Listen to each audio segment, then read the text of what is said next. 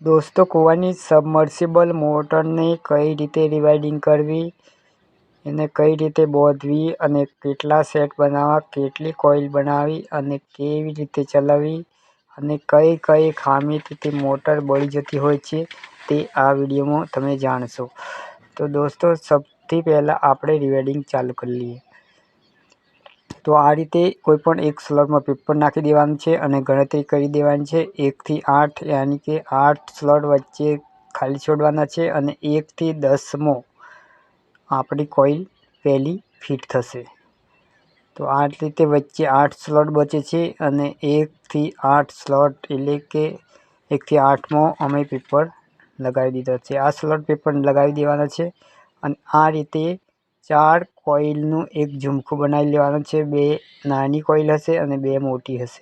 તો આ પ્રકારના ફળમો લઈ તમે તેમાં 0.9 mm વાયર લેવાનો છે અને 45 ટર્ન વેટી દેવાના છે. એવી રીતે દરેક ઝુમખામાં 45 ટર્ન વેટી અને આ રીતે ફિટ કરી લેવાના છે.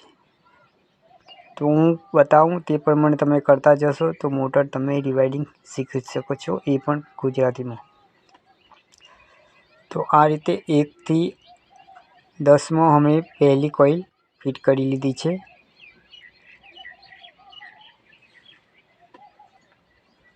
અને આ રીતે તમે 2.5 કિલો જેટલો વાયર લઈ શકો છો અને જે ઉપયોગમાં લેવાય તેટલો વાપરી શકો છો.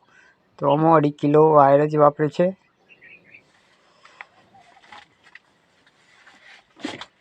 તો આ પ્રમાણે એક કોઇલ આપણે લગાવી દીધી છે. જો તમે રિવાઇન્ડિંગ શીખવા માંગતા હો તો અમારી ચેનલને સબસ્ક્રાઈબ કરી શકો છો. તો આવનારી તમામ વિડીયો આપને રિવાઇન્ડિંગ કરતો શીખવી શકે છે.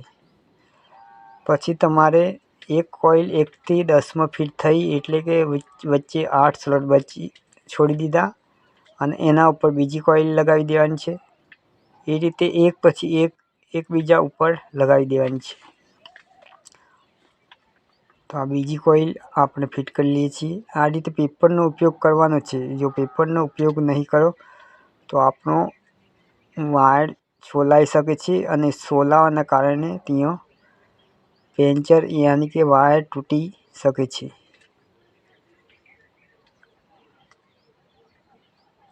અને આપણી મોટર બાંધેલી ફેલ થઈ શકે છે. અમુક ટાઈમ પછી ફેલ થઈ શકે છે. તે માટે આપણે આ પેપર લગાવવું ફરજિયાત છે. એના ઉપર આ ત્રીજી કોઇલ નાખી લીધી. તો આ રીતે 3 કોઇલ આપણે ફિટ કરી શક્યા છીએ. હવે 4 નંબરની કોઇલ ફિટ કરી લઈશું અને આ રીતે લકડો નાખતા જ લેવાના છે જેથી આપણા વાયર બહાર ન નીકળે. આ છેલ્લી કોઇલ છે અને આ રીતે આ પણ આપણે નાખી લીધી છે. તો આ થયો આપણો પહેલો સેટ. આવા 3 સેટ નાખવાના હોય છે. તો આ પહેલો સેટ આપણે પૂરો કરી લીધો છે. યાની કે મોટર બાંધવાનું 30% કામ આપણે પૂરું કરી લીધું છે.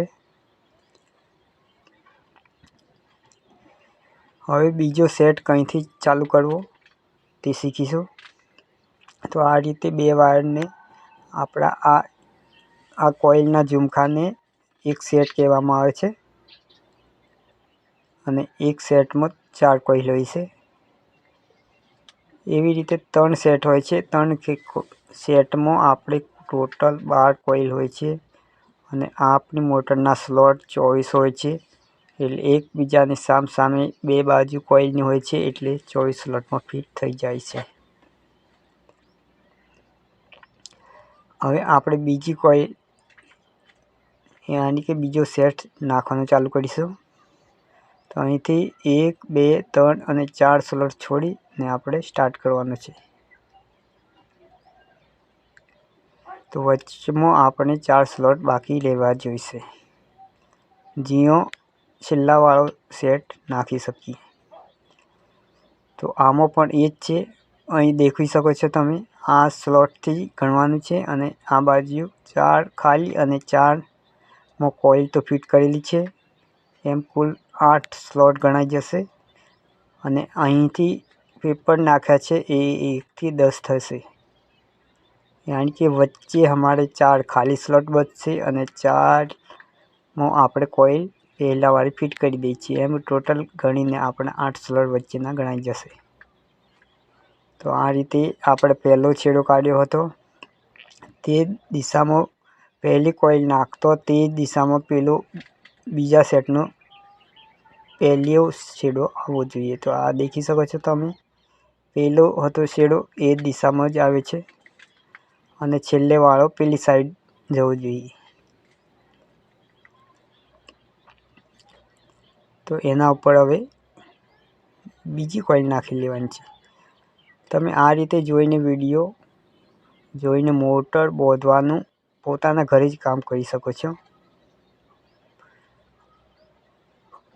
તો પહેલી કોઇલ સાચી લેવાની છે, 1 થી 10 ફિટ કરવાની છે અને આ બીજા સેટની પણ વચ્ચે આપણે 4 ખાલી અને 4 ભરેલા એ રીતે 8 સ્લોટ છોડી અને 110 ફિટ કર્યો છે।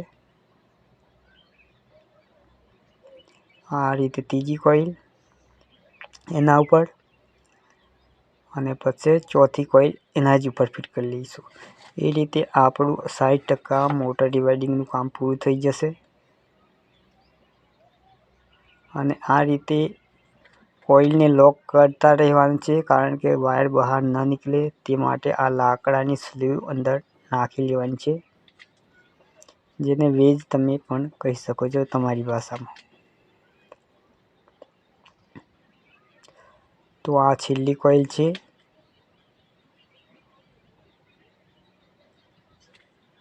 તો આ બીજા સેટની ચોથી કોઇલ છે। એક સેટમાં આપણે 4 કોઇલ હોય છે। તો આ વાયર કઈ રીતે જાય છે અને કઈ રીતે લગાય છે તમે દેખી શકો છો અને લાસ્ટનો આ કોઇલમાં છેલ્લો છેડો નીકળશે એ તમારી જમણી બાજુ જશે અને તમે જે સ્ટાર્ટ કર્યો હતો તે તમારી ડાબી બાજુ રહ્યો હતો। તો પહેલો અને છેલ્લો છેડો એકબીજાની આમને સામને આવતો હોય છે દોસ્તો, આ દેખી શકો છો એ સામેની દિશામાં આવ્યો અને પહેલો તમે આ રીતે મારી બાજુ દેખી શકો છો। તો આ રીતે કોઇલ થોડા વાયર લઈને આપણે વાળી લેવાની છે, જેથી આપણી અંદરની જગ્યા બની રહે। તો આ રીતે કરીને તમે અહીં બાંધી શકો છો, જેથી આપણી જગ્યા કાયમી જળવાઈ રહે અને અંદર કોઇલ તમે આસાનીથી નાખી શકો છો। તો અહીં પણ બાંધી લઈશું આપણે। તો દોસ્તો તમે આ પ્રકારનું કામ કરવા માંગતા હો તો અમારી ચેનલને સબસ્ક્રાઈબ કરો, લાઈક કરો અને જો કોઈ પણ પ્રોબ્લેમ હોય તો કોમેન્ટ પણ કરી શકો છો। તો આ રીતે 4 છેડા નીકળી ગયા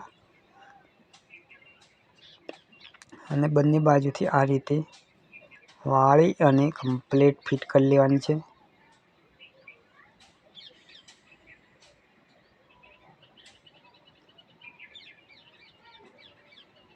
થઈ ગયું।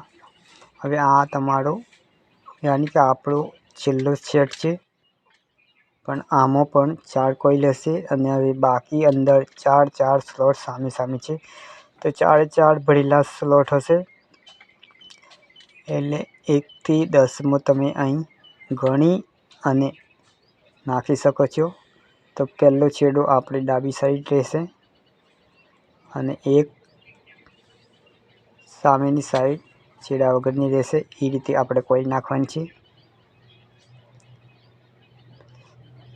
દોસ્તો જ્યારથી તમે કોઇલ નાખો છો ત્યારે તમારે એક જગ્યા ફિક્સ કરી લેવાની છે, અમારે આ છેડો ડાબી સાઈડ કાઢવો છે તો બધી કોઇલોને ડાબી સાઈડ કાઢશો એટલે તેનો છેલ્લો છેડો સામેની બાજુથી નીકળી જશે।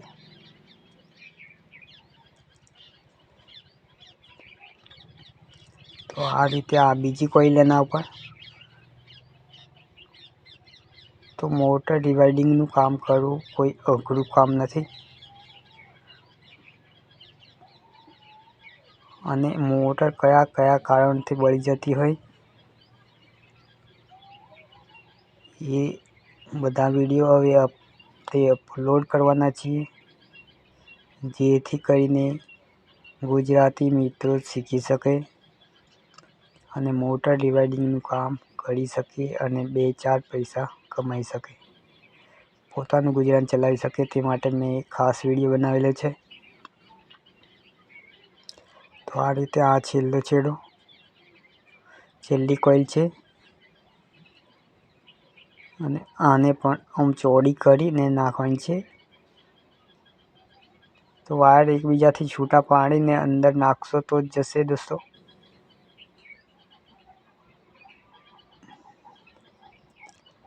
તો આ રીતે છેલ્લી કોઇલ થોડીક નાખવી મુશ્કેલ હોય છે, પણ પ્રેક્ટિસ થયા પછી તમે આસાનીથી સહેલાઈથી નાખી શકો છો.